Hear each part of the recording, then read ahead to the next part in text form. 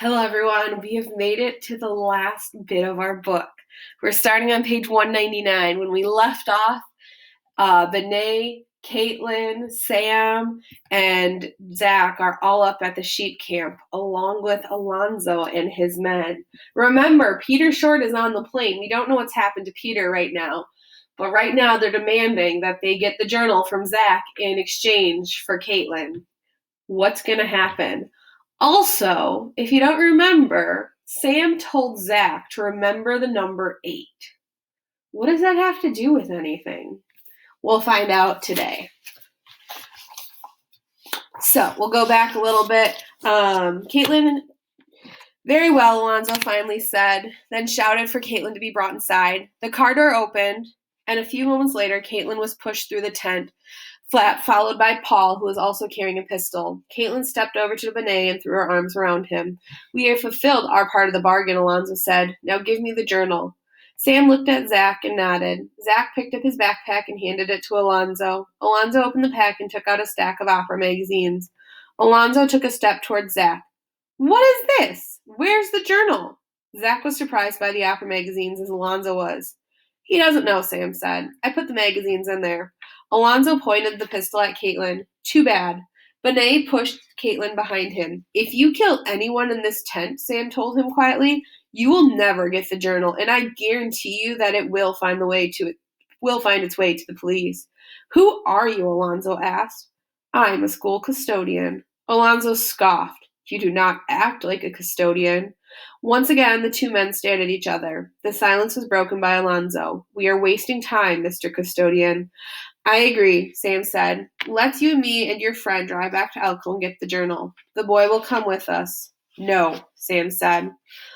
I'll go. Zach wasn't about to let Sam go off with these men alone. That's not necessary, Zach. On the contrary, Mr. Custodian.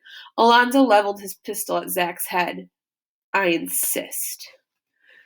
Chapter 25. As they left the tent, Caitlin covered her face and began sobbing. Sam told her not to worry, that everything would be fine. Zach wished he had just a little of Sam's confidence. Outside, Alonzo turned to Paul. Did you disable their truck? They aren't going anywhere unless they walk. I also opened the corral and scattered the horses. Very good. After you, gentlemen. They rode down the Ruby Mountains in complete silence. Zach was in the front seat with Paul, Sam in the back seat with Alonzo. Zach spent his time trying to figure out why Sam wanted him to remember the number 8. After his initial surprise at the men showing up at the camp, Sam had been as calm as Zach had ever seen him. It was almost as if Sam were the one in control, not Alonzo. He must have devised a way to get out of this, but Zach had no idea what it might be. When they got to Elko, Alonzo asked Sam where to go. Elko Middle School, Sam said. The journal is in my workshop. Paul parked in front of the school. You stay with the boy, Alonzo said. I will go inside with the custodian to get the journal. No, Sam insisted. Zach stays with me or you're not getting the journal. After some thought, Alonzo relented. Very well, we will all go inside, but I'm warning you, if you try anything, the boy will be killed. Sam nodded. I understand. They got out of the car and walked up the stairs to the school. Sam unhooked the ring of keys on his belt and found the right one for the front door. Is there an alarm? Alonzo asked. Yes. And you know the code to turn it off? Of course. I hope so, Alonzo said, because if an alarm goes off, silent or otherwise, the police will come here. Zach will. We understand, Sam interrupted. You'll get your journal. We won't spring any traps on you. Zach looked at Sam. Spies are very good at setting traps. Sam was trying to tell him something. He led them down the hallway and opened the office door. Inside, near the receptionist's desk, was a keypad with a red blinking light. Alonzo shone his flashlight on it, and Sam quickly entered the code. The light turned to green. We're all set. Keep a hold of the boy, Alonzo said to Paul, taking a position a few feet behind Sam. Paul grabbed Zach's arm, and they followed Alonzo and Sam down the dark hallway. Alonzo and Paul's cowboy boots clacked eerily on the linoleum floor as they made their way to the auditorium. Zach was still surprised at how calm Sam appeared. He acted as if he were escorting a couple of teachers to the auditorium, not two men holding guns. Zach was anything but calm. His hand had gone numb from Paul's pinching his biceps so tightly.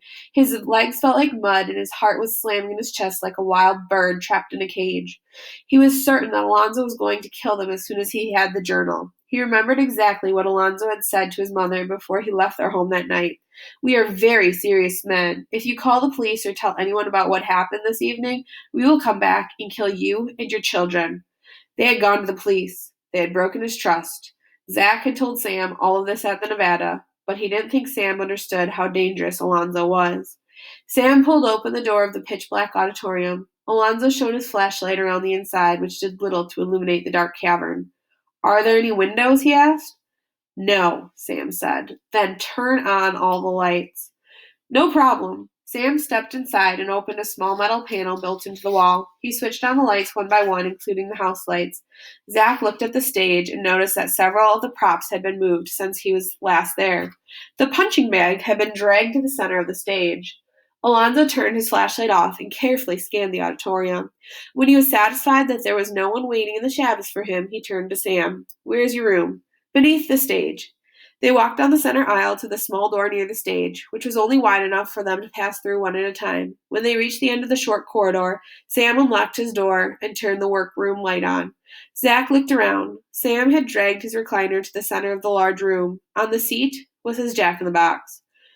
"Where's the journal?" Alonzo asked. "I'll get it," Sam said and started towards the recliner.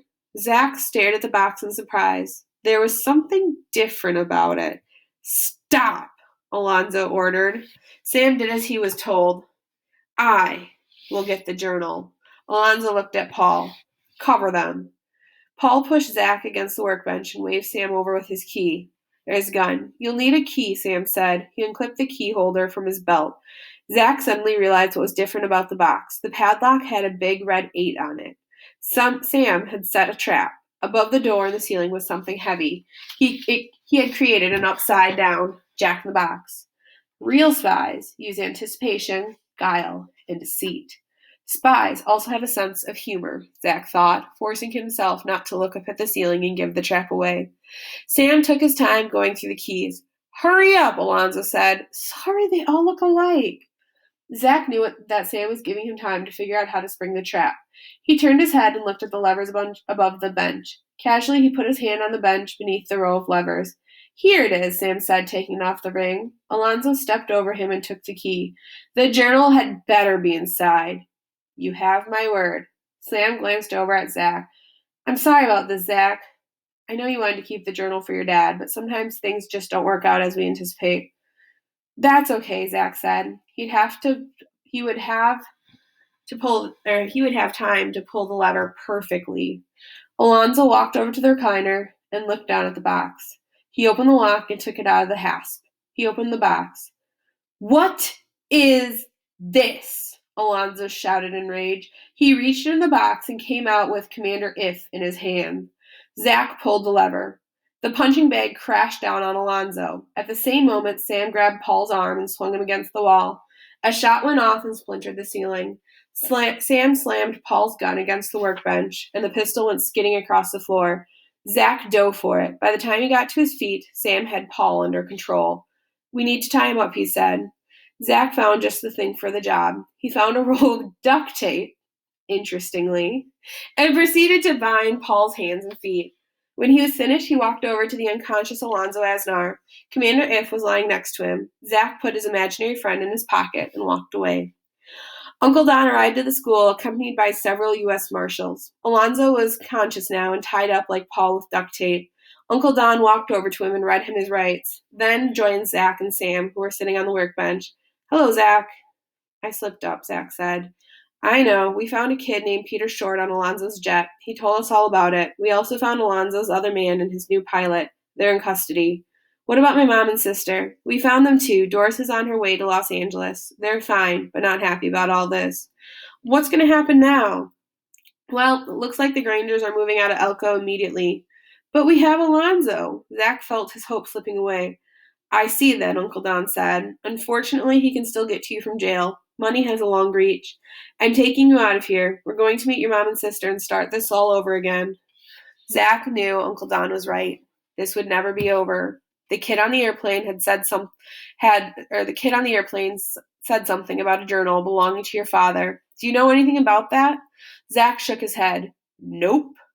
Uncle Don stared at him for a moment. Well, the kid wasn't making much sense. He was pretty scared. Zach glanced down into his shirt pocket. You're getting better at this, Commander If said. Zach smiled. Before we go, I want to talk to Sam alone. Go ahead, but make it quick. I have an airplane waiting for us at the airport. Your mom and sister are already en route. Zach knew better than to ask where they were heading. He and Sam walked up to the stage and sat on the piano bench. They spent a few moments watching the men and women moving around the workshop through the trapdoors. Thanks, Sam. To tell you the truth, Zach, it was kind of fun. It reminded me of the good old days. Will you tell Caitlin what happened? She deserves an explanation. I'll tell her. And what about the journal?